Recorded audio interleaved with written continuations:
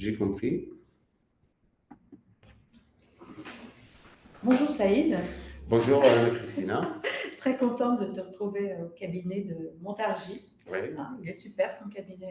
Merci. Il me manque le fauteuil, le divan du psychanalyste. D'accord. Alors, on va parler un peu du rôle du psychiatre. Pour moi, c'est d'être à l'écoute de la souffrance exprimée, d'établir un diagnostic et de prescrire des soins appropriés. Ton avis? Comment tu vois ton rôle?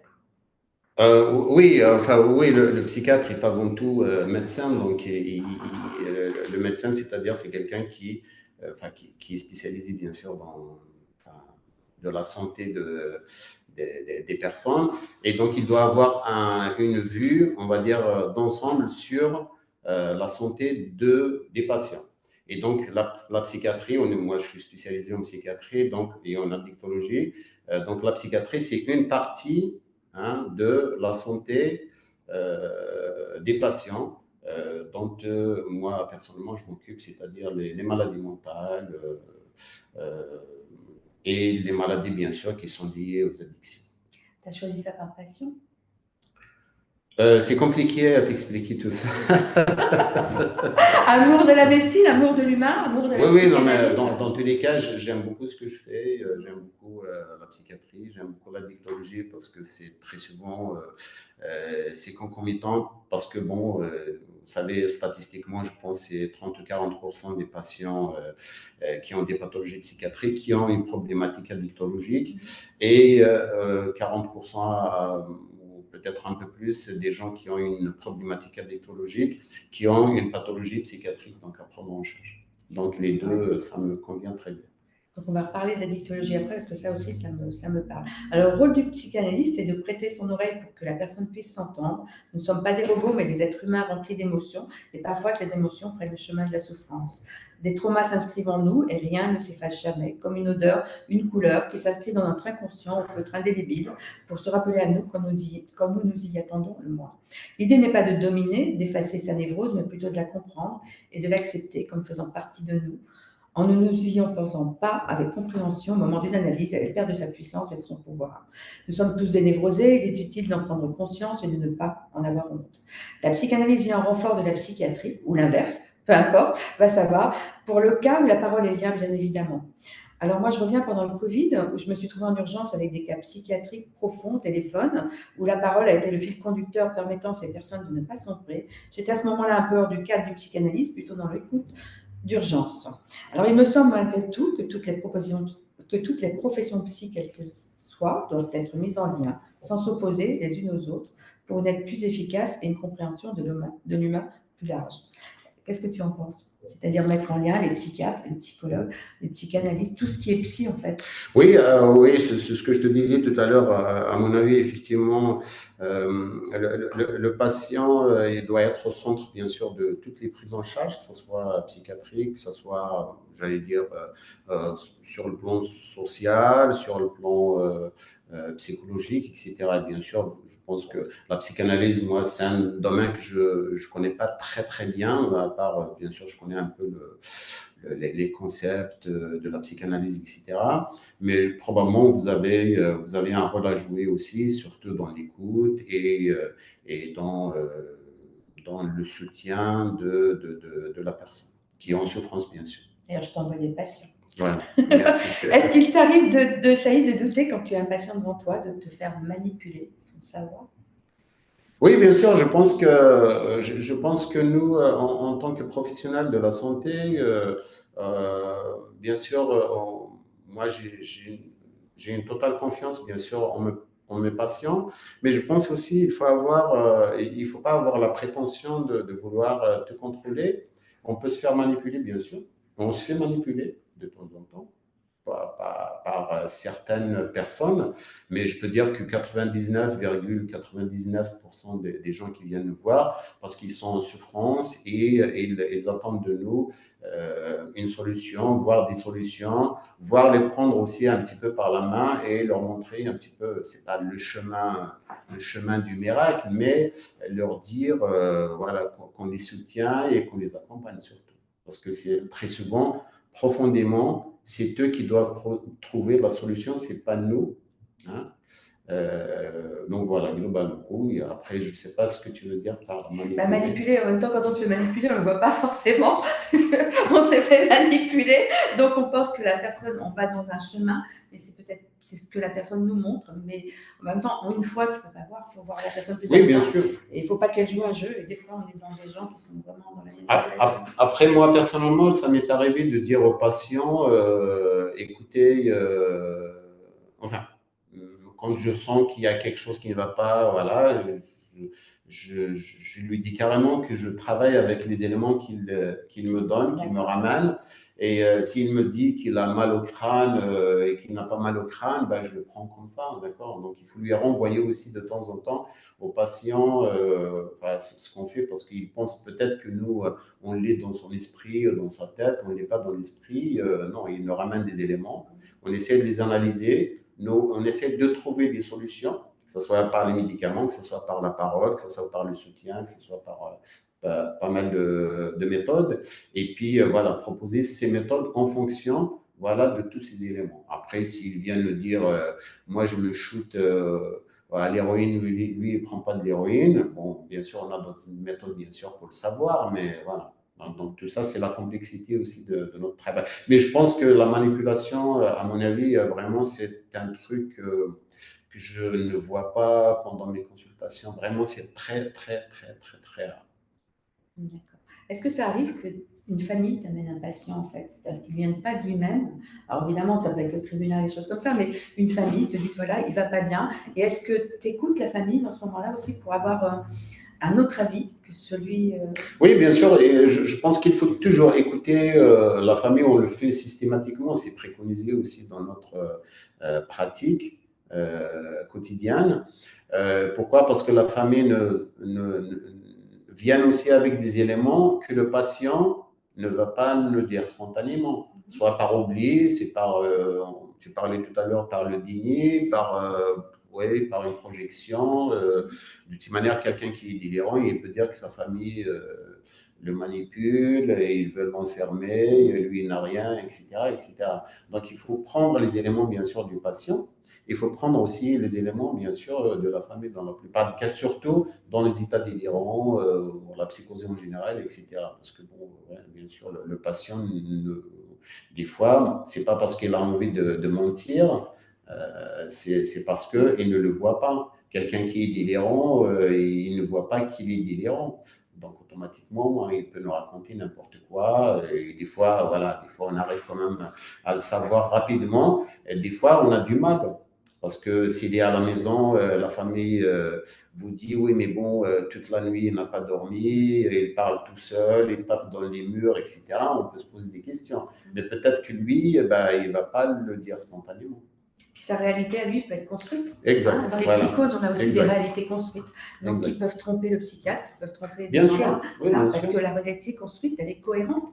Je trouve que tout va bien, en fait. Donc la famille, c'est très important. L'entourage, la famille, vraiment, c'est très important pour notre prise en charge et pour l'accompagnement aussi, c'est très important parce que si on lui donne des médicaments, on prescrit, on pense qu'on a fait notre travail et puis il sort de notre cabinet, peut-être qu'il va pas prendre le traitement, ça sert pas à grand chose. Notre consultation est nulle, quoi. Donc s'il y a la famille à côté, on peut mettre en place une infirmière, par exemple, à domicile, ou peut-être le conjoint, la conjointe qui va dire oui, mais moi, je m'occupe, voilà, il va les prendre si je lui donne, il va les prendre, etc. Donc, on est rassuré. Donc, il faut qu'on soit sûr aussi que ce traitement qu'on a prescrit soit.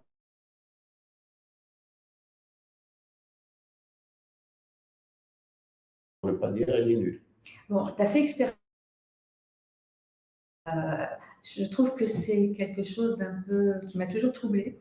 Je suis pas sûre que ça sert vraiment à quelque chose, en fait. Ce qu'on recherche, c'est la responsabilité du patient dans l'expertise psychiatrique, je pense, c'est ce que vous démontrez. C'est des questions précises. Oui, l'expertise psychiatrique, vraiment, c'est un domaine qui m'a beaucoup, beaucoup passionné. Je pense que c'est pour ça que moi, je l'ai fait. C'est plutôt faire le lien entre j'allais dire, j'allais dire, des faits, que ce soit de crimes ou d'agressivité, de passage à l'acte, etc., avec la pathologie psychiatrique. Très souvent, bien sûr, l'expertise en général, c'est pour dire, d'ailleurs, les juges, les procureurs, etc., ils sont très clairs là-dessus. Effectivement, c'est la responsabilité du patient. Est-ce qu'il y a la responsabilité? Est-ce qu'il n'y a pas la responsabilité du patient? Et ça veut dire aussi, comment dirais-je, euh, oui, ça au niveau pénal. Hein. Est-ce que aussi la pathologie du patient, s'il y a pathologie, a influencé sur le passage à l'acte ou non? Parce qu'on peut être schizophrène et tout en étant responsable de quelque chose. C'est pas parce qu'on est schizophrène qu'on peut, taper les gens, etc. Mais au moment des faits, est-ce que lui, il était délirant ou non, par exemple? Ça, c'est très difficile à démontrer, hein, mais très souvent, d'ailleurs, c'est pour ça que les expertises, il y en a deux, trois, et des expertises psychologiques, etc. Donc, c'est tout un processus pour démontrer vraiment qu'au moment des faits, par exemple, le schizophrène, avec son couteau, il a pointé quelqu'un avec son couteau, et il faut démontrer qu'à ce moment-là, il était complètement délirant, c'est-à-dire qu'il n'était pas dans la réalité. Ça, c'est très difficile à démontrer. Mais oui, parce que tu l'as après coup, et en fin de compte, lui, cette réalité, il ne s'en rappelle pas forcément. Voilà. Et comment tu veux le démontrer, c'est hyper relatif. Il faut que tu retombes sur un épisode délirant, en fait, et te dire que à ce moment-là, peut-être que la probabilité était qu'il était. Oui, après, il y a des petites techniques qu'il faut utiliser pour. Qu'est-ce que tu fais? Tu les piques? Non, c'est des petites techniques qu'il faut reprendre un petit peu ce qui s'est passé et voir effectivement comment lui, il a vécu sa réalité. Tu rentres dans son délire, en fait. Pas rentrer dans son délire, mais voir avec lui. Après, on peut ne pas arriver à quelque chose, ça arrive, parce que s'il se souvient de rien, au niveau de la responsabilité, ça dépend si sa psychose est vraiment une psychose très, très, très avancée, très grave, ça dépend. Ça dépend de beaucoup de choses. Mais en gros, l'expertise vraiment, c'est voir s'il y a une pathologie, si cette pathologie a influencé sur le passage à l'acte ou le comportement, etc. Parce que ça peut être un viol, ça peut être des attouchements, etc., etc. Donc ça, comment dire, et dans la plupart des cas, les expertises, dans 90% des cas, il n'y a pas grand-chose, quoi. C'est juste, c'est la loi qui l'oblige et donc il n'y a rien, il n'y a pas de pathologie derrière. Donc nous, on dit qu'il n'y a pas de pathologie, donc la personne est responsable et après, tout ce qui est en relation avec les faits, c'est plutôt la police, etc., qui doivent faire le lien entre les faits et ce qui a poussé la personne à aller jusque-là. Pourquoi tu as arrêté d'en faire? Parce que ça me prend beaucoup, beaucoup de temps. Et puis la rédaction, c'est vraiment. Ah ouais, c'est casse-pied, ça. C'est fastidieux, c'est vraiment. Oui, c'est casse-pied. Et puis vraiment pour des clopinettes, malheureusement, parce que la justice ne paye pas beaucoup. Hein, oui, ne paye pas, oui, ça je sais. donc ça peut prendre, ça me prend très souvent 3 demi-journées, voire 4 demi-journées pour la rédaction d'un rapport. C'est fatigant, très très fatigant. Vraiment très très fatigant. Donc oui. Au DSM-5, il est rajouté deuil prolongé. Ton avis? Parce que deuil prolongé, j'ai vu ça que c'était rajouté. Deuil prolongé, c'est-à-dire comme quoi un deuil devient pathologique au bout de tant de temps. Alors nous, on a ces patients avec un deuil prolongé, un deuil qui n'a pas été résolu depuis des années, qui est toujours là. On les a en psychanalyse. Cette problématique du DSM-5 de mettre en face de chaque pathologie dans le deuil prolongé une médication m'interpelle. Alors, moi, je sais que tu n'es pas que médication, je sais très bien. Non, c'est le DSM en général, si j'ai bien compris, le DSM, c'est pas fait pour donner des médicaments, parce que là, c'est un petit peu la rumeur qui circule, mais c'est pas du tout ça. C'est pour le DSM, j'allais dire, c'est comme très souvent on dit, c'est la Bible un petit peu des psychiatres, comme la sémiologie et la Bible des médecins. C'est-à-dire, c'est un langage commun entre les professionnels. C'est-à-dire, on définit quelque chose, et puis après, un psychiatre américain, un psychiatre français, un psychiatre algérien, un psychiatre nord, je ne sais pas quoi, il faut qu'ils aient le même langage, il faut qu'ils aient la même définition. C'est ça le plus important. Après, est-ce qu'il y a de la médication derrière? Je ne ça dépend après chaque cas est un cas. Donc le deuil prolongé, comme d'habitude, c'est-à-dire en médecine c'est-à-dire c'est quantitatif et qualitatif, toujours. C'est-à-dire quantitatif, c'est-à-dire si on prend la glycémie par exemple, je pense, elle est de maximum, c'est 1, parce que ça change de temps en temps, un maximum 1,10 et le minimum, je pense, c'est 0,75, un truc comme ça. Voilà. Ça, c'est des notions un petit peu de médecine générale. C'est-à-dire au-dessus de 1,10, 1,20, 1,15, 1,20, 1,30, on considère que c'est une hyperglycémie. C'est-à-dire qu'il y a quelque chose qui est au-dessus de la moyenne. Et en dessous de 0,75, on considère que c'est une hypoglycémie. D'accord? Après, ça, on rentre après dans, j'allais dire, dans, comment dire, dans le détail. Mais le patient qui a 1,20, on se posera toujours la question, est-ce qu'il est diabétique ou non? D'accord?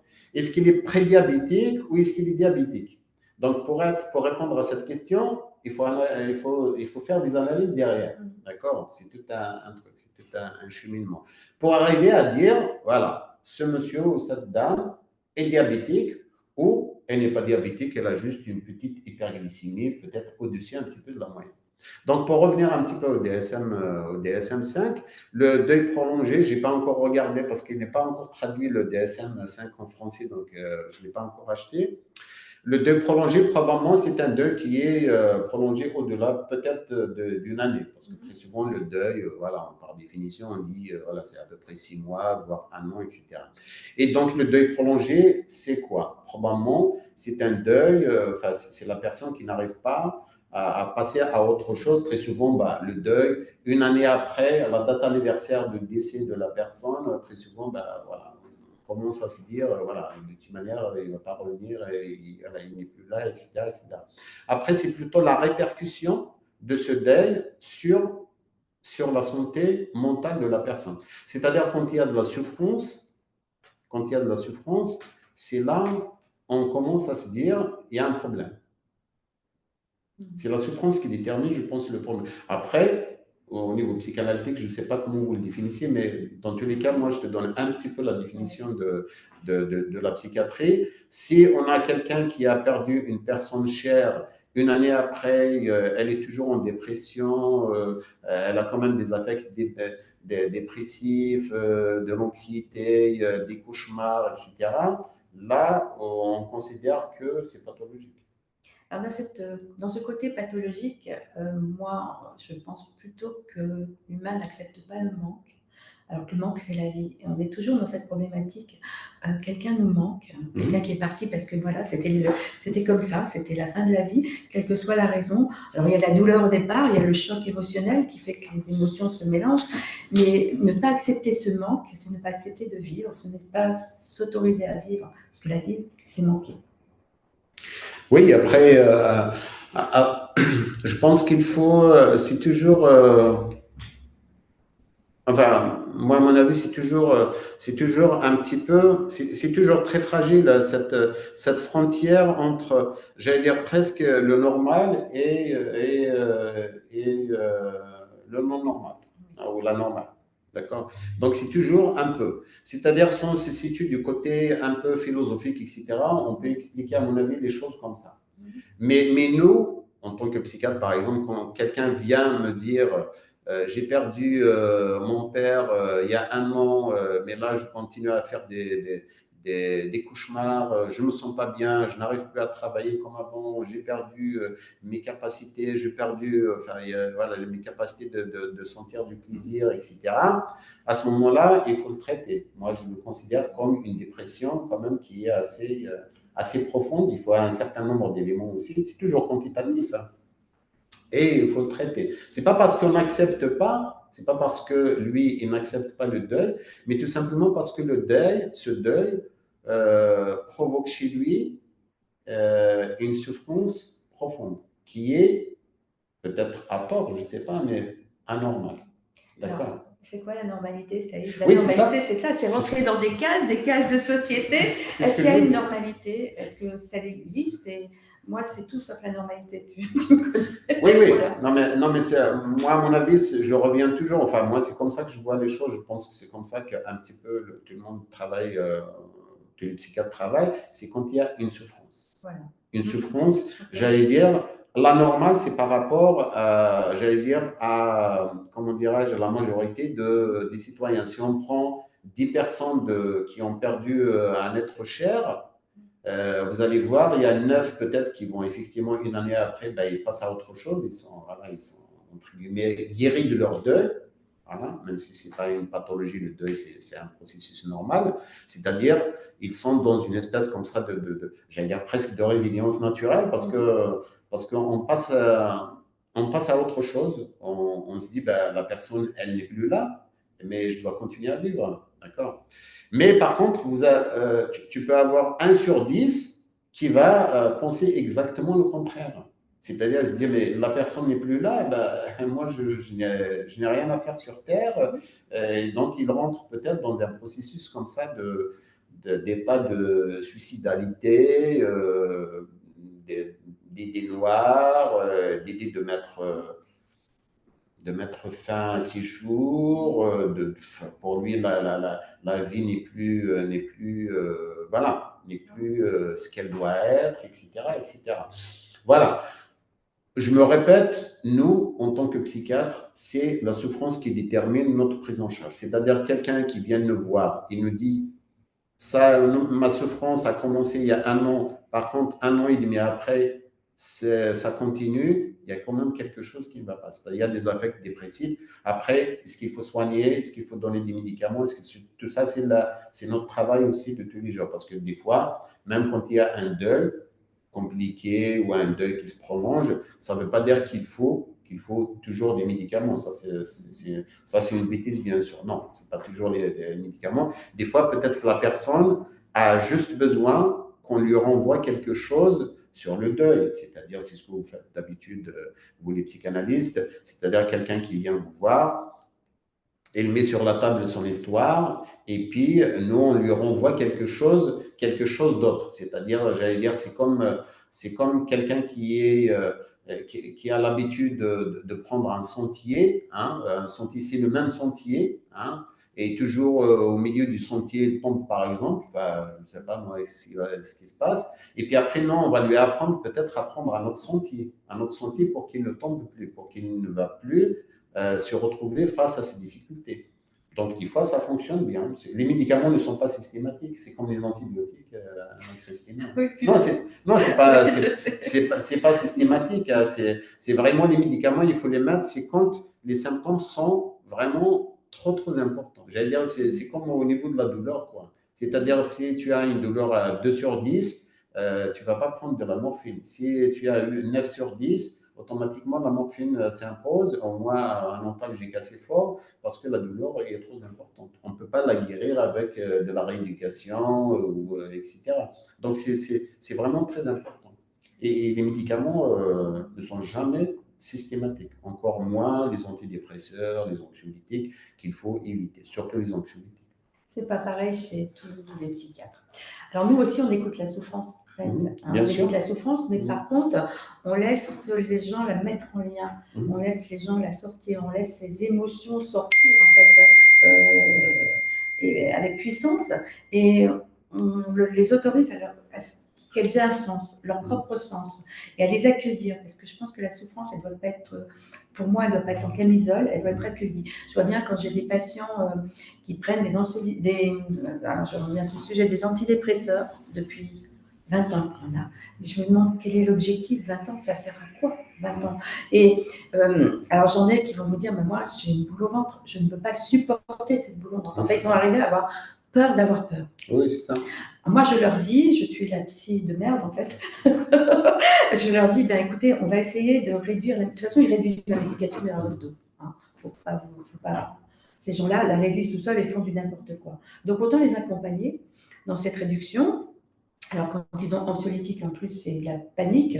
Tu vois que j'en ai, quand ils ont atteint un âge entre 60 et 70, mais ils peuvent même plus tenir debout parce que ça a une incidence. Ils n'ont plus de vie, en fait. Ils s'aperçoivent qu'ils sont Donc, dans un monde où ils survivent et n'ont plus d'existence. Sous prétexte de ne pas recevoir ces émotions négatives, ils ne reçoivent plus les émotions positives. Donc cet enfermement, cette camisole thérapeutique que l'on donne dans des... Facilement, même maintenant, les généralistes prescrivent des antidépresseurs à tout va, c'est des bonbons, Oui, c'est des ça c'est. Smarties. Oui, ça c'est. Et des Moi, je trouve anxiolytiques que. aussi à tout va aussi, c'est des Oui, bonbons et des Smarties. et il faut savoir une chose, c'est que les anxiolytiques, par exemple, c'est des médicaments qui sont dépressogènes, c'est-à-dire ils peuvent donner des, des dépressions, entretenir une dépression. C'est pour ça qu'il faut les manipuler. Il faut savoir les manipuler, il faut bien les connaître et pour les manipuler et puis pouvoir les enlever à un certain moment. Voilà. À la différence quand même des antidépresseurs qui ont une action aussi anxiolytique. Par contre, il faut savoir aussi les manipuler, comment les mettre, euh, comment choisir, etc. C'est très important de faire aussi à chaque fois un bilan avec le patient pour voir ce qu'il faut garder, comment il va, comment il se comporte, etc., etc. Mais effectivement, les anxiolytiques et les antidépresseurs, ils ont une action aussi anesthésiante sur les émotions, ce qui peut ne pas, bien sûr, arranger la personne. J'allais dire, c'est comme l'action de l'alcool. C'est-à-dire, quand on prend de l'alcool, par exemple, ben, on est anesthésié, quoi. On n'a plus d'émotion. Voilà, le petit volcan qu'on a, ben, il est complètement, maîtrisé et tout. Mais malheureusement, plus on boit de l'alcool, plus nos capacités de faire face à des difficultés ou à nos émotions ben, nous échappent. C'est pour ça qu'on a des gens, par exemple, quand ils boivent de l'alcool, ils arrivent à un moment où ils ne peuvent plus, par exemple, aller à une réunion, même à une réunion de famille, sans avoir pris 2, 3 whisky à la maison. Des fois, voilà, il y a des gens qui n'arrivent même pas à affronter leur femme chez eux parce que c'est trop lourd. Donc, ils passent par le bar et ils prennent 2, 3 whisky, ils arrivent à la maison.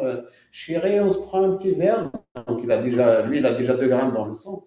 Elle aussi, peut-être. Oui, peut-être, oui, voilà. Donc ils s'adaptent comme ça et plus ils sont dans cette situation, plus ils perdent encore cette capacité, parce que nous, on a des capacités de faire face à des difficultés, face au stress, etc. C'est l'adaptabilité de notre, de notre esprit. Et donc, si on perd cette capacité, plus on la perd, plus on va chercher toujours un liquide ou peut-être des médicaments qui vont essayer, j'allais dire, de compenser un petit peu. Mais compenser, ça ne veut pas dire, compenser, ça veut dire que c'est anesthésier toujours, toute cette, j'allais dire, toutes ces émotions qu'on a, qui sont là, qui s'expriment, qui veulent s'exprimer, qu'on doit vivre, parce qu'on ne peut pas vivre sans émotion, parce que c'est ce qui fait enfin, ce qui vit qu'on est en vie, qu'on vit en société, qu'on vit avec les autres, qu'on vit avec la nature, qu'on vit avec l'environnement, etc., etc. Donc, c'est pour ça que les médicaments, à mon avis, c'est très important, parce que heureusement qu'ils existent, parce que les gens, on arrive à les soulager. J'allais dire, c'est comme la morphine. Par contre, il faut savoir les utiliser. Et malheureusement, des fois, nos collègues, par exemple, médecins traitants, c'est vrai qu'ils mettent très souvent des médicaments rapidement, des anxiolytiques, par exemple, d'une manière un petit peu abusive, il faut le dire, les somnifères, parce que malheureusement, il y en a beaucoup, beaucoup, beaucoup. Moi, je reçois beaucoup en consultation ici qui ont des somnifères pendant 20 ans, 30 ans. Je reçois même des gens qui ont des somnifères ou des anxiolytiques depuis 35 ans. Et des antidépresseurs depuis 30 ans. Bien sûr. Mais ça sert à quoi en fait? Au bout d'un moment, les antidépresseurs, quand tu as la vaccine depuis 20 ans, ça ne sert à rien en fait. Tu penses que c'est une bêtise, mais c'est même plus une bêtise depuis 20 ans. Enfin, pour moi, c'est une camisole, mais pas une béquille, parce que tu ne ressens. Enfin, et puis en même temps, ça joue sur la libido, il ne faut pas. Oui, bien sûr. Bien sûr. Que ce soit homme ou femme. Les femmes ont moins de désir, les hommes ont moins, ont moins de désir aussi. Enfin, ça joue dessus. Donc, tout ça, c'est un tout. Est-ce qu'il ne faudrait pas revisiter un peu ça?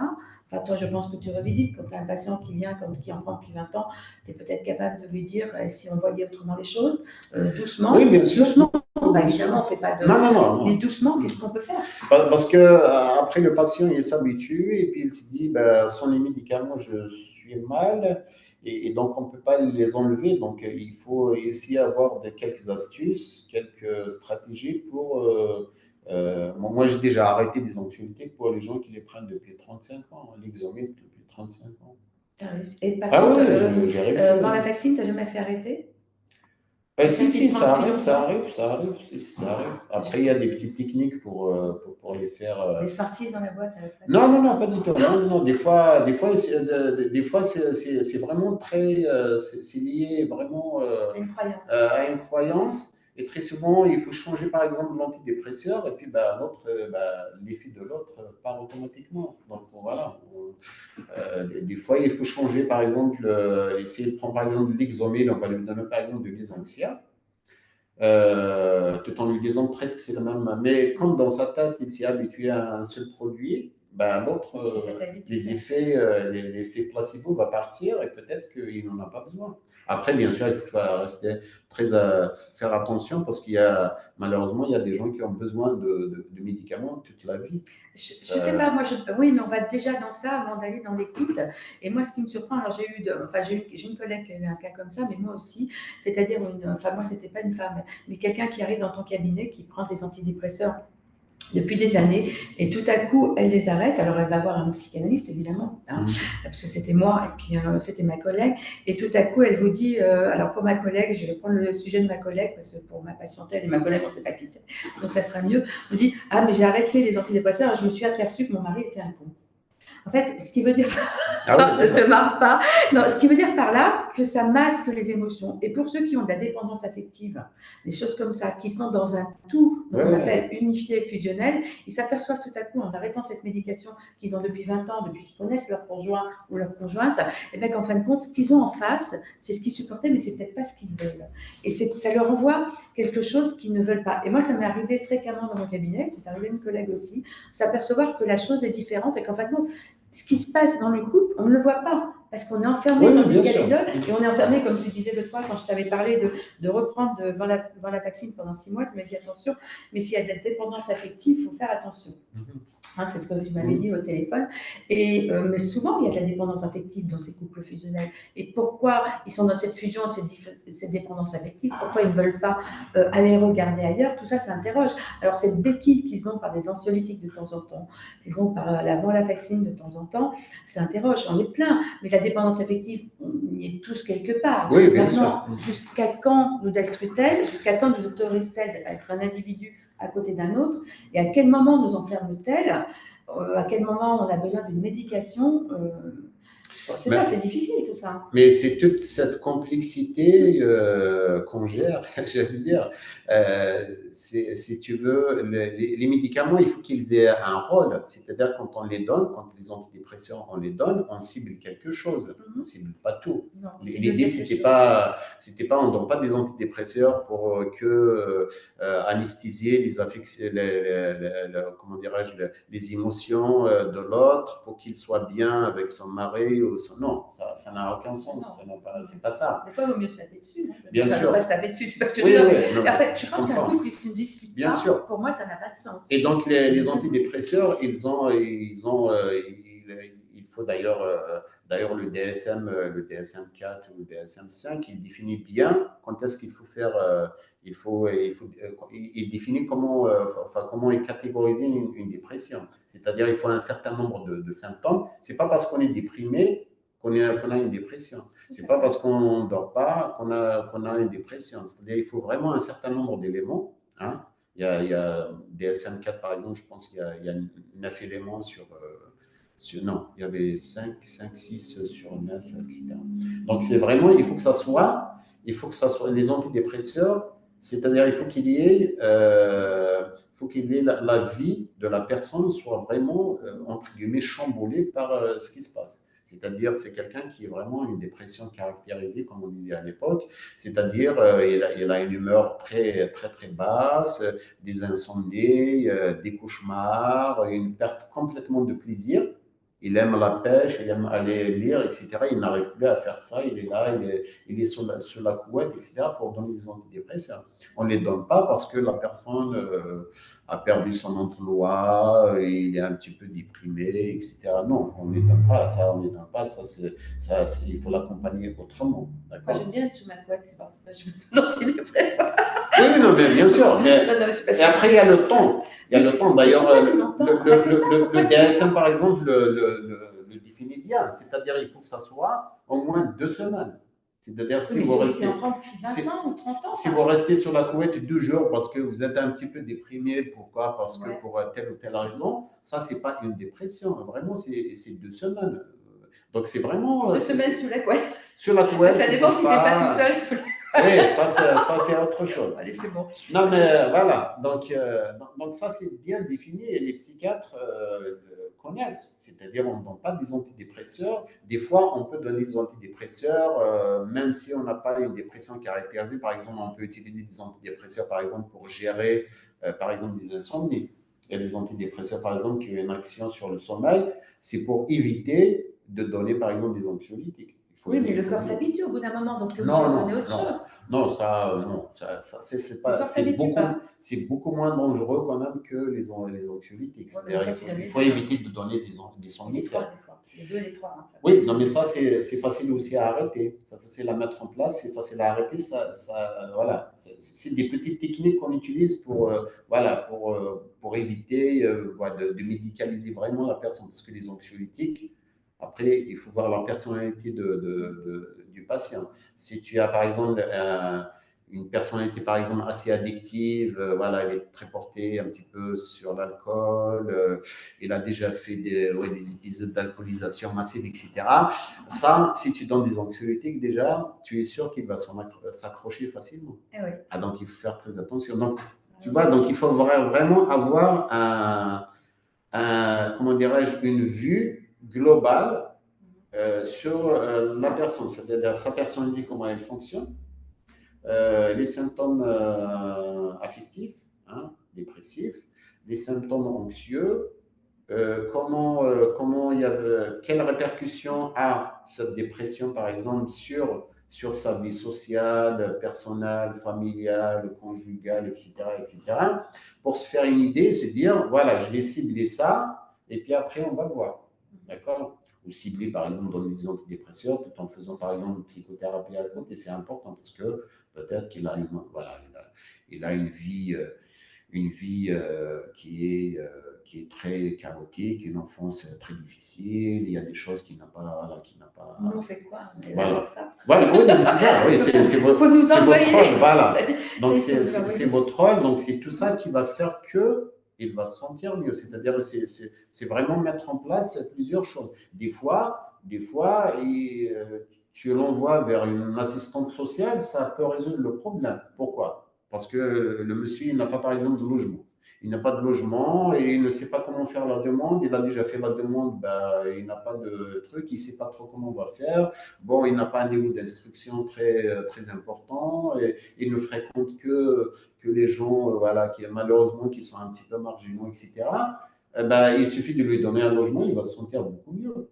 D'accord? Donc, des fois, sa dépression n'a rien à voir avec. Oui, tu veux dire, elle est due à l'extérieur. Enfin, oui, elle est due à l'extérieur. Alors moi, l'alcool, ça m'interpelle parce que moi, c'est dire à quelqu'un qui ne veut pas l'entendre quelque chose qu'on ne sait pas dire. Donc, quand on part de ça et quand on travaille avec des gens qui ont des problèmes d'alcool, généralement, tout trouve un sens et on avance autrement. C'est le doudou un peu, hein, c'est le doudou. Mais en même temps, quand on voit que les anxiolytiques sont aussi des doudous, les antidépresseurs sont aussi des doudous, c'est le doudou qu'on n'a pas eu quand on était petit. L'alcool, c'est un très bon antidépresseur et Oui. très bon anxiolytique. Vraiment, il fait tout. Hein. Vraiment, c'est un. Non, moi je lis de la Gabavin en ce moment. J'essaie du pouvoir. Comme dit mon fils, vas-y avec le smartphone. Maman, quand tu bois du vin à 200 ou 300 euros, déconne pas, attends-moi. Voilà. Oui, c'est un tabou. Oui, il faut faire attention de ne pas rentrer dedans. C'est tout. Mais boire, ça dépend comment on le fait. C'est comme tout. Hein. Que penses-tu de la dissociation, incapacité à se souvenir d'informations personnelles importantes, se voir associer à un traumatisme ou un stress, séparé de deux choses, enfin c'est séparé de choses unies. En fait, la dissociation, c'est ce qu'on parlait tout à l'heure, la psychose, quand la psychose devient incontrôlable, devient quelque chose de réel qui peut nous tromper nous, et te tromper toi et tromper un autre. Est-ce que tu as beaucoup de cas comme ça? Oui, la dissociation, on la voit souvent, bien sûr, dans la psychose chronique, comme la schizophrénie, mais on peut la voir aussi chez ce qu'on appelle les états limites, les borderline, quand ils ont un stress assez important, donc ils sont complètement dissociés, voilà, ils sont dans une espèce comme ça de projection, de clivage, etc. Ils peuvent faire bien sûr une crise parano, etc., etc. On peut l'avoir bien sûr, surtout dans les états de stress post-traumatique, bien sûr, j'en vois pas mal aussi dans d'états de stress post-traumatique, des gens qui ont eu des accidents, qui sont, voilà, qui revivent un petit peu le même événement quand il y a un stimulus extérieur, je ne sais pas, un bruit ou un truc comme ça. Oui, quand quelqu'un est né d'un viol, par exemple, on a ça aussi. Moi, j'ai eu un patient qui était il se voyait flotter au-dessus de lui tout le temps. Il ne voyait pas comme étant dans son corps, il se voyait sauter au-dessus de lui. On a quand même des cas assez... Oui, oui, il y a des cas comme ça. Moi, j'ai déjà expertisé pas mal de militaires, par exemple, qui avaient vraiment... qui viennent, par exemple, ils sont dans la salle d'attente, par exemple, bah, ils ne se sentent pas en sécurité, quoi. Des gens qui ont vécu quand même des traumatismes de guerre, des trucs de ce genre, c'est incroyable. C'est vraiment incroyable. Mais quel que soit son traumatisme, aussi léger peut disparaître dans le regard d'un autre, je pense qu'il nous rend insécures quand il se réanime. Et je pense que c'est normal. Maintenant, comment allons-nous réagir face à cette insécurité? On perd son socle, bon, c'est clair, on n'a plus de socle. Je pense que dans la vie, il faut accepter d'être insécure. C'est la plus belle chose. S'enfermer dans une sécurité, que ce soit des médicaments, que ce soit un couple fusionnel, que ce soit peu importe, c'est pas vivre. En fait, c'est ce que je dis à mes patientes, c'est prendre un pot de Nutella, bouffer devant Netflix, puis tout à coup se regarder dans la glace et dire putain de merde, qu'est-ce qui m'arrive? C'est un peu ça. C'est cette rassurance qu'on va chercher partout, en fait, mais qui rassure, mais qui détruit en même temps. Oui, mais si tu veux, après, comme d'habitude, c'est-à-dire, voilà, moi, à mon avis, c'est la frontière toujours entre la souffrance et la non-souffrance. C'est-à-dire, on peut être, bien sûr, tout le monde est insécure quelque part, parce que, bon, voilà, le monde qui nous entoure, etc., mais ça, c'est normal. Mais après, ça dépend si cette souffrance est consciente ou elle est... non, si cette souffrance, pardon, est inconsciente, ou elle est désagréable avec nous. C'est ça le problème. C'est-à-dire, nous, par exemple, on se dit, bah oui, mais on est insécure, mais on ne se dit pas toutes les 2 minutes pourquoi je ne me sens pas bien. Quoi. Ah oui. D'accord. Par contre, quelqu'un qui est vraiment insécure du côté pathologique, il est insécure, ça veut dire qu'il sort d'ici, à 3 mètres, il ne se sent pas bien. Quoi. Je pense que ce n'est pas notre cas. Donc ça, c'est de la pathologie. Mais là, ça, il est dans l'anxiété, souvent, ça génère de l'anxiété généralisée, du stress, en fait, c'est ça, cette insécurité. C'est ça. Après, ils perdent le contrôle. Après, ça dépend, ça peut donner tout. C'est-à-dire, ça peut donner de l'anxiété, ça peut donner bien sûr de l'angoisse avec des effets physiques, ça peut donner de la dépression, ça peut donner des insomnies, ça peut donner tout et n'importe quoi. Parce que, bon, vous savez, les éléments psychiques, ils sont tous liés entre eux. Donc, si ça donne de l'anxiété, automatiquement, le soir, il ne va pas dormir. S'il ne dort pas, il va se sentir fatigué le matin. Donc, s'il est fatigué, donc il ne va pas faire son travail. S'il ne fait pas son travail, il va se faire engueuler par son patron. S'il se fait engueuler par son patron, il ne va pas se sentir bien parce qu'au niveau de l'estime de soi, bon, ça va baisser, etc. Donc, c'est une chaîne, c'est l'effet de boule de neige, quoi. Donc, cette personne, peut-être dans 2 semaines, 3 semaines, 5 semaines, 10 semaines, on va se retrouver avec une personne complètement déprimée, enfin une dépression caractérisée, etc. etc. Donc, c'est très important aussi de faire le lien entre tout ça, parce que si on ne fait pas le lien, voilà, on ne peut pas se fixer juste sur quelque chose, il peut se dire ça doit être ça. Et donc, c'est important aussi pour nous de faire le lien pour pouvoir se dire, mais qu'est-ce qu'on doit mettre en place? C'est-à-dire, par exemple, il y a des gens, moi, qui viennent, par exemple, me voir, je leur propose, par exemple, un arrêt de travail.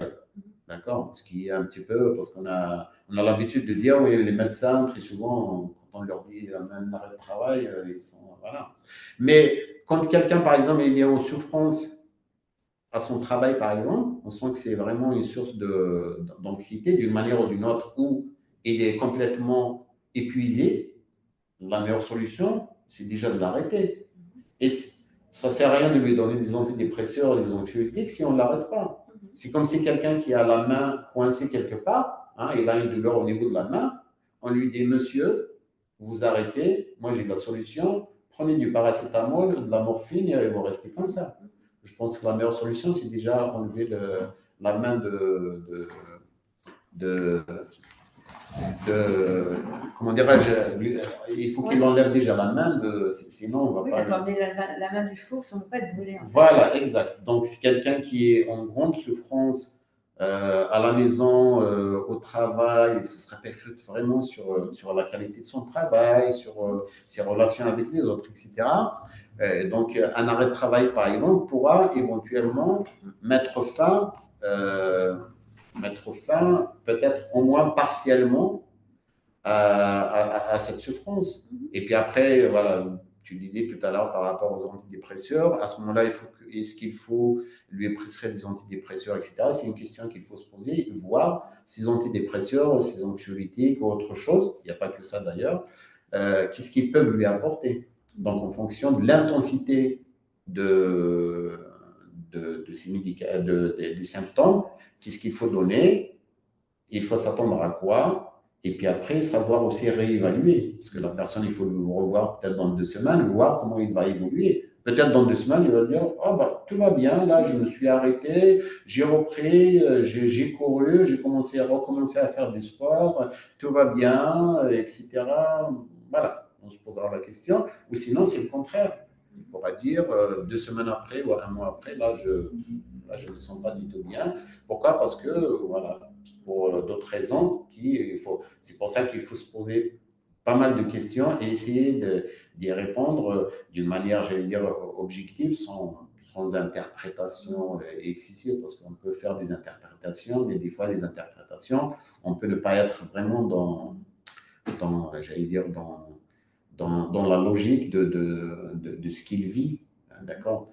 Et donc, en fonction de ça, en fonction de son évolution, qu'on doit lui proposer aussi, qu'on pourra lui proposer aussi des choses, peut-être une psychothérapie, peut-être une sophrologie, des séances de sophrologie, peut-être des séances de méditation, peut-être plein de choses. On a pas mal d'éléments. Il n'y a pas que les médicaments. Mais nous, les psychiatres, on n'utilise pas que les médicaments. Les médicaments, c'est toujours une petite partie, on va dire 20%, 30% de la prise en charge du patient. Ce n'est pas 90%.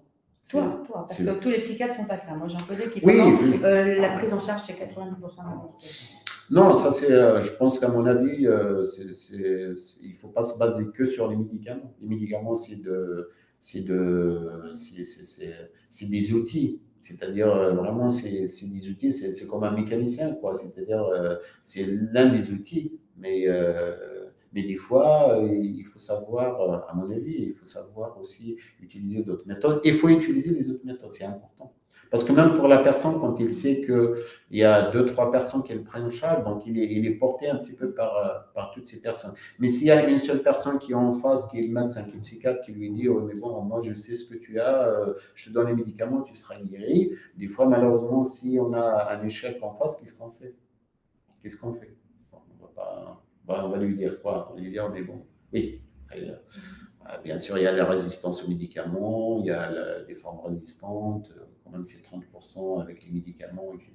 Donc ça, c'est un autre sujet, mais voilà. Donc il faut répondre quand même à ces questions et pouvoir lui apporter. Déjà, quand on met en place 2, 3 personnes, 2, 3 soignants, c'est déjà, on complémente un petit peu la prise en charge.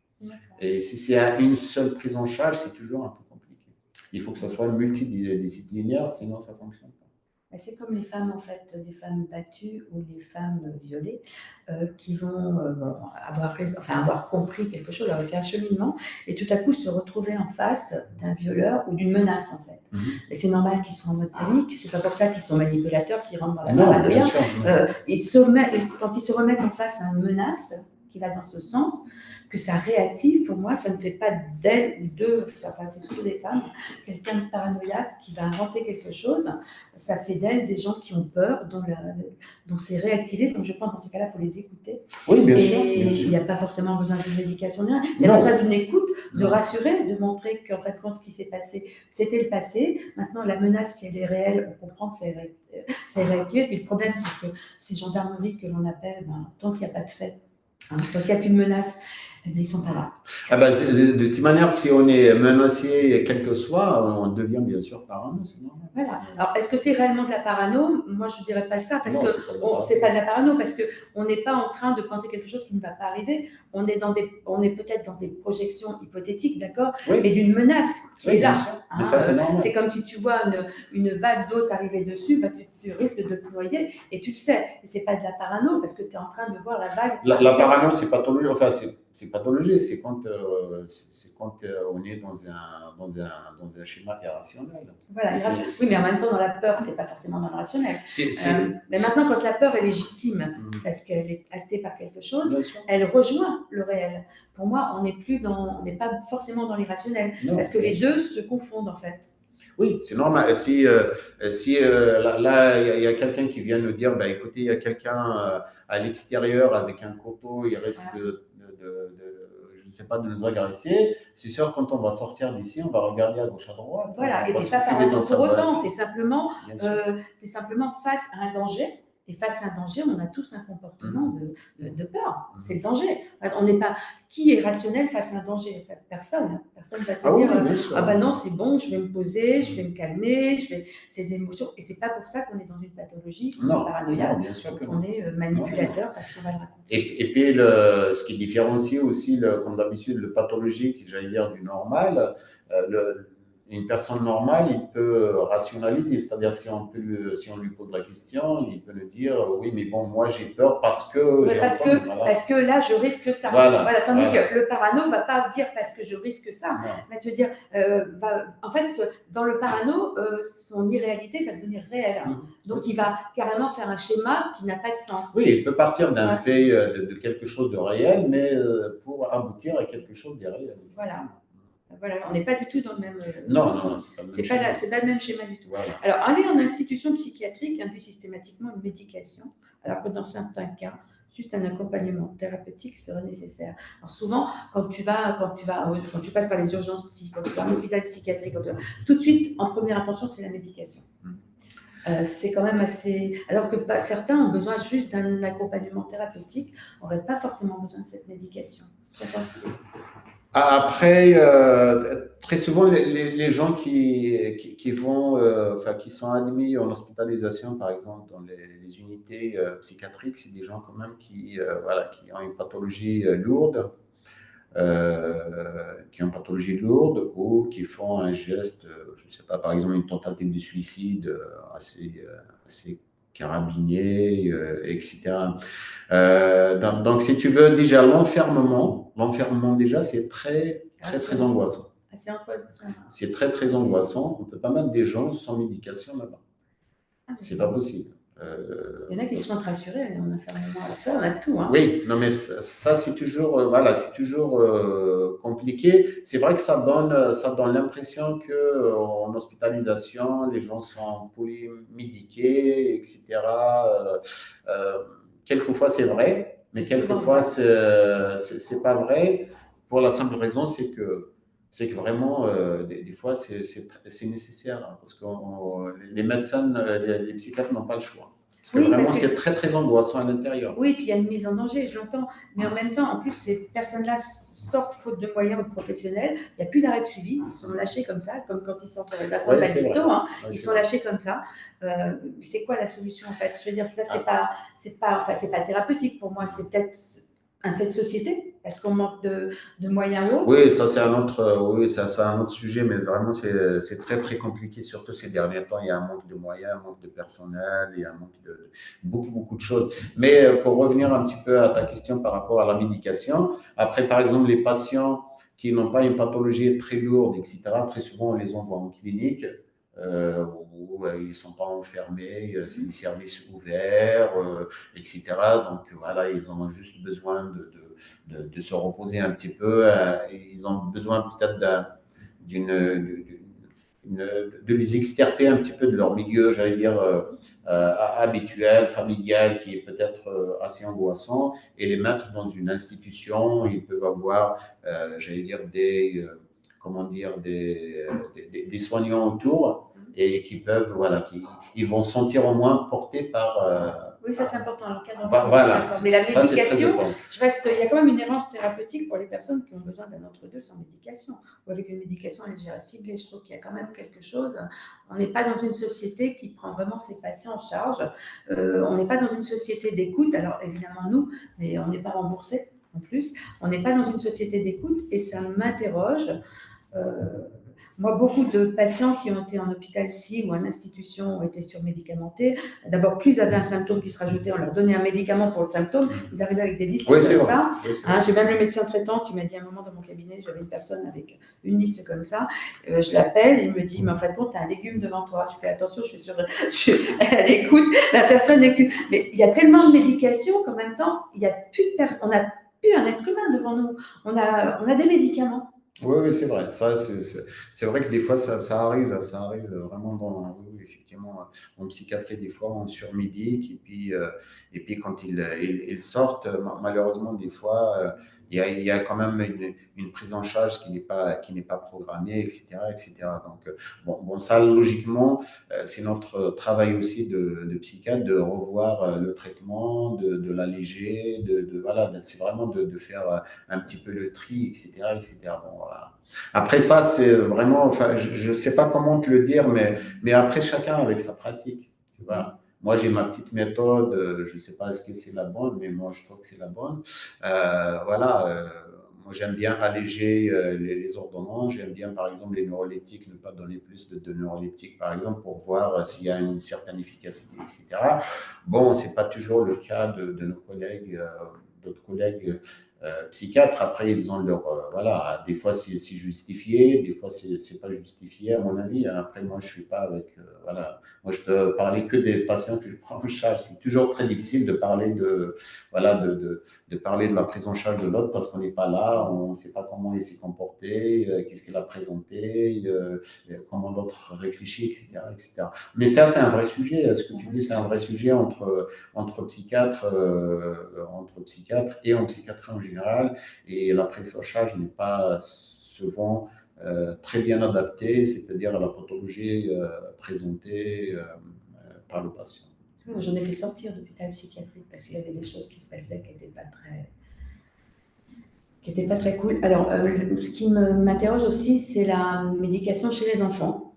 J'ai eu le cas d'ailleurs des enfants qui avaient vécu des traumas en fait. C'est plus facile de leur donner des médicaments qu'une écoute.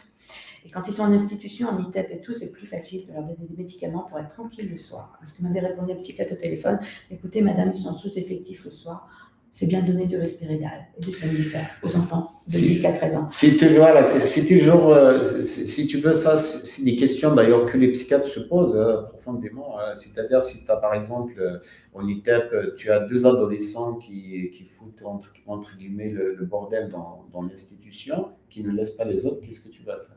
Tu vas pas leur dire. Attends, moi si j'ai des enfants faire un entretien tous les soirs. C'est pas moi si j'ai des gamins qui pètent tout dans mon cabinet, je vais pas aller les attacher. Je veux dire en tant que papa, mais toi tu les as pas 24 heures. Mais en tant que papa et maman, on a eu des enfants. On a eu des enfants aussi qui faisaient par moment tout et n'importe quoi. Ça reste des enfants. Oui. Donc, un enfant a besoin d'exprimer ses émotions. Bien sûr, oui. Et si on ne les laisse pas, ces enfants qui ont eu des traumas, qui sont en ITEP, si on ne les écoute pas en première intention. Mais ce n'est pas les écouter, c'est parce qu'ils sont débordés. Oui, ben oui, mais moi j'en avais une d'ailleurs, j'en avais une en psy, on m'a bien dit qu'il fallait arrêter. Et elle a terminé sur médicamenté en hôpital psychiatrique. Ça me met dans une colère folle, hein, parce que cet enfant, elle pouvait faire autre chose de sa vie et terminer comme ça. Après, ça dépend. Je pense qu'il faut faire très très attention à tout ça. Pour la simple raison, c'est que toi, tu dis, tu les vois, mais tu les vois 1 heure à ton cabinet, mais après, tu les vois plus.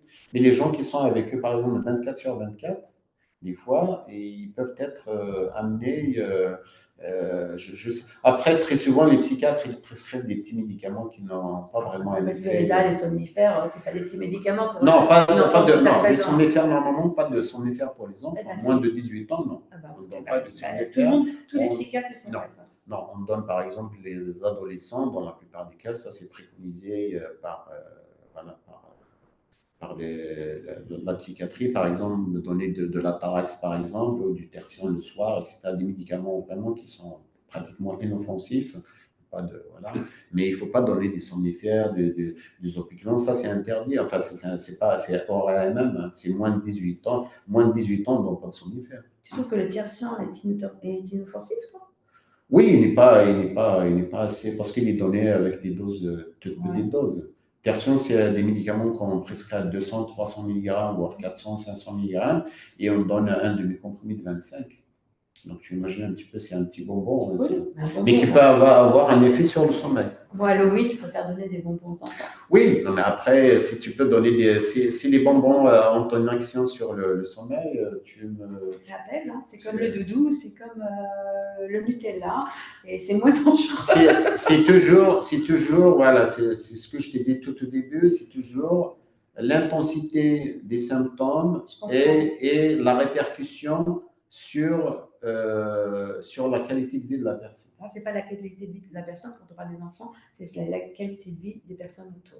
Et il y a là aussi la qualité des personnes, parce que malheureusement, je ne sais pas, mais ça peut donner carrément de la maltraitance, parce que si tu as un enfant qui est dans un foyer, par exemple, qui ne laisse pas les autres dormir, il faut la merde, etc., qu'est-ce que tu vas faire dans ce cas? Oui, tu peux lever la main sans vouloir le faire. Non, il peut se faire. Non, mais il y en a qui vont faire. Il y a des soignants qui. Mais tu peux pas. Tu peux pas, mais il y en a qui le font. Même si tu lèves la main, ça ne va pas le calmer. Non, ça ne calmera pas, mais il y en a qui le font. Oui, mais ça calme. Mais ça, c'est bien. Mais c'est-à-dire, ça veut dire qu'on va vers la maltraitance. On va vers la maltraitance. Et ça peut induire de la maltraitance. Voilà. Donc, si tu veux, je pense, un petit tertiaire, à mon avis, hein, va le calmer, c'est-à-dire il va se calmer, et il va dormir peut-être mieux, d'accord? Le matin, il est en forme et tout le monde est content. Et si on donnait le tertian à la responsable de l'ITEP, ce serait pas mal non plus. Non, mais si elle dort, ça va être. Si elle me voit, non, mais voilà, c'est toujours c'est une discussion très intéressante ce que tu dis, parce que c'est une discussion que les psychiatres, c'est des questions que nous, on se pose régulièrement. On ne donne pas le tertian systématiquement. Moi, je ne le donne pas systématiquement. Mais je le donne si on me dit, par exemple, le gamin, à partir de telle heure, il n'arrive plus à dormir, il tape dans les murs et il dérange tout le monde, etc. On ne peut pas le laisser comme ça. Parce que ce n'est pas pour le calmer, c'est parce que lui, il est en souffrance. Oui, mais tu vois, par exemple, moi, je pense qu'elle a cet enfant, on l'a retiré à sa famille, bien évidemment, ouais. à un moment. Hein. Donc, qu'est-ce qu'elle a fait? Le tertian ne suffisait plus, hein, puisqu'elle était. Mais plutôt de s'occuper du fait qu'on l'avait retiré à sa famille, qui n'était pas maltraitante, eh bien, on a augmenté un médicament. Tu vois ce que je veux dire? Donc, moi, ça me dérange cette façon de faire où il n'y a pas d'écoute, où il n'y a pas de. Ce qui lui manquait, c'est sa maman, en fait. Donc, et on donne un médicament. Non, mais, oui, je comprends ce que tu veux dire. Un peu la dynamique, parce qu'elle était en colère, elle voulait sa mère, elle hurlait qu'elle voulait sa mère, on lui redonne un médicament. Oui, après, oui, c'est ça c'est toujours très, moi je pense que c'est très subtil comme question, parce que en plus de ça, chaque enfant est un enfant singulier. Donc effectivement, il faut discuter avec lui, il faut échanger, il faut la rassurer. Bien sûr, tout ça, c'est très, très, très important. Vraiment, le médicament, il faut que ce soit en dernier. Si on n'a pas de solution. Si quelqu'un, voilà. Mais lui donner du tertian, ça ne résout pas le problème de sa maman, bien sûr, on est d'accord. Après, malheureusement, des fois, le psychiatre, malheureusement, ils se sont démunis parce qu'on lui ramène le gamin, on lui dit il ne dort pas, ou il n'est pas tranquille, etc. Qu'est-ce qu'on fait? Donc, il ne va pas s'occuper de sa maman, malheureusement, non. Il ne pourra pas. Non, mais quand tu l'as au téléphone, il peut au moins avoir l'humilité de dire qu'il se sentait dépassé dans quelque chose, plutôt qu'à poser en disant que c'est lui le chef, c'est lui le roi et qui décide. Ça me dérange. Ça, c'est un autre sujet. Il y a des psychiatres. Oui, après, les psychiatres, c'est des êtres humains. Hein, donc Bah oui, chacun comment il travaille. Ils vont aux toilettes comme tout le monde. Donc, moi, Exact. ça me dérange un peu ce côté. Oui, oui, non, mais chacun a appris comment il travaille. On travaille tous différemment. Voilà, après, chacun avec ses compétences, chacun avec son expérience, chacun avec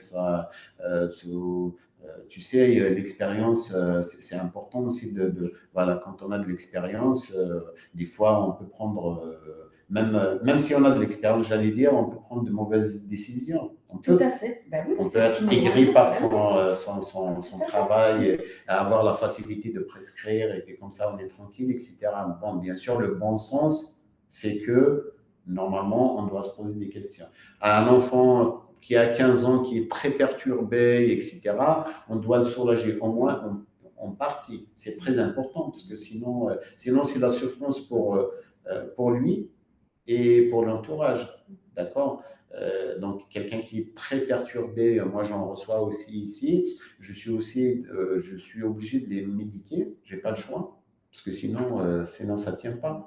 Il ne tient pas en classe, il ne tient pas avec les autres, il ne tient pas avec la famille, il tient pas. Mais ça ne veut pas dire que derrière, il ne faut pas faire un travail psychothérapeutique. Oui. Il ne faut pas comprendre pourquoi, etc., laisser l'exprimer, le prendre dans sa globalité, enfin, dans sa souffrance, etc. Non, au contraire, il faut l'entendre, il faut l'écouter, il faut mettre en place une psychothérapie, etc. C'est ce qu'on fait régulièrement. Les médicaments tout seuls, je me répète un petit peu, ne servent pas à grand-chose. On bouche un trou, mais il y a d'autres trous qui sont là, donc il faut bien les prendre en considération. Donc les médicaments tout seuls servent à quelque chose, mais ils servent vraiment 20-30% de la prise en charge. Mais les 70%, c'est ce qu'on met en place. C'est-à-dire une psychothérapie, la relation avec la famille, etc., etc. L'écouter. Même moi, quand il vient, bien sûr, je l'écoute aussi à mon niveau. Je fais plus de soutien. Je ne fais pas de psychothérapie analytique ou des trucs comme ça. Moi, je ne connais pas. Donc, je fais plus du soutien. Je l'écoute, je fais un peu de TCC, je vais voir un petit peu de la thérapie cognitive ou comportementale voilà, s'il y a des choses à résoudre, mais sans plus. Donc ça, c'est très, très important. Tu as beaucoup de cas d'inceste qui arrivent chez toi? Des incestes, oui, il y a pas mal d'incestes. C'est assez difficile, hein, parce que de cette perversion, il y a quelque chose de très. Moi, j'en ai, il y a quelque chose de très pervers. C'est très difficile d'amener la personne. Je parle, alors, des incestes, si tu as des personnes qui l'ont subi, mais si tu as la personne qui l'a fait, c'est très difficile de l'amener à une compréhension de ce qui. Ah ben, ils sont dans le déni dans la plupart des cas. Oui. Ah oui, moi j'ai déjà vu en expertise des gens qui sont passés à l'acte sur des enfants, que ce soit leurs propres enfants. Oui, ils sont en capacité de dire, par exemple, enfin, ça c'est très frappant. Hein. Ouais. Ils disent, par exemple, oui, mais comme si l'autre l'a cherché. Quoi. Oui, l'autre l'a cherché. La gamine. C'est parce que je l'aime. Hein. Oui, c'est ça. C'est ça aussi, c'est parce que je l'aime. Moi, j'étais une bonne maman ou un bon papa. C'est parce que je l'aime. En fait, je n'ai fait qu'aimer mes enfants. C'est ça que j'entends beaucoup. Ah, oui, je n'ai fait que les aimer. Moi, j'étais. Ah oui, ça c'est. Donc, c'est une forme d'amour, une déviance, en fait. Ah oui, c'est une déviance. C'est une déviance qu'ils ont. Ah oui, c'est une déviance. Bon, tu vas peut-être te rapprocher un petit peu de moi. J'ai vu que tu avais peur que je te mange. Ah bon? Au moins pour la fin, parce qu'on s'est vu qu'à moitié, on va être coupé. Alors moi, j'adore travailler avec toi parce que justement, tu es un psychiatre qui ne donne pas que des médications, que de la médication. Tu n'étais pas que dans les médicaments. J'ai adoré ce moment de partage, d'échange, qui relie la psychanalyse à la psychiatrie.